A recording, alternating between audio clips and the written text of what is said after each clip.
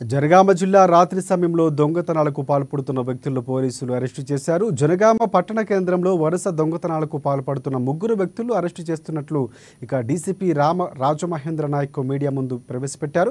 హైదరాబాద్కు చెందిన కుమార్, యాదగిరి, ప్రవీణ్ అనే వ్యక్తులు జలసాలకు అలవాటు పడి తాళం వేసి ఉన్న ఇండ్లలో చోరీలకు పాల్పడుతున్నట్లు ఆయన పేర్కొన్నారు. నిందితుడి నుంచి 7.5 తులాల బంగారం, 64 తులాల వెండి ఆభరణాలు స్వాధీనం చేసుకున్నామని చెప్పారు. కేసు నమోదు చేసుకుని రిమాండ్కు పంపించినట్లు వెల్లడించారు. ఒక తోటలో పనిచేస్తూ ఉన్నారు. ఆ తోటలో పనిచేసి వచ్చిన డబ్బులకు వాళ్ళు సరిపోక తాగుడు అలవాటి వాళ్ళు సరిపోక ఈ దొంగతనం చేయాలనే ఉద్దేశంతో మన వాళ్ళ దగ్గరలో ఉన్న జనగామ టౌన్ కాబట్టి ఈ జనగామ టౌన్ వచ్చి రాత్రి వేళలో రైల్వే ట్రాక్ పక్కన ఉన్న ఇళ్లలో ఈ దొంగతనాలు చేయడం జరిగింది.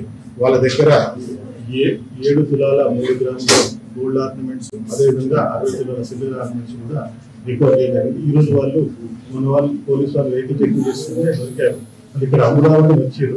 అయితే వాళ్ళకి అడగడం జరిగింది, మీరు అఫెన్స్ చేసిన కదా వాళ్ళు ఎట్లా ఎందుకు ఆపుతారు అంటే, పోలీసు ఎక్కువగా తిరగడం, బాగా పెట్రోలింగ్ చేసి భయపడి వెళ్ళిపోయినాం, మనం ఈ రోజు వచ్చి అనుకున్నామని వస్తే ఈరోజు పాపం పట్టుకున్నారు సార్ అన్నారు. కాబట్టి అందరూ కూడా రిక్వెస్ట్ ఏంటంటే, విలువైన వస్తువులు ఏవి కూడా ఇంట్లో పెట్టుకోవచ్చు.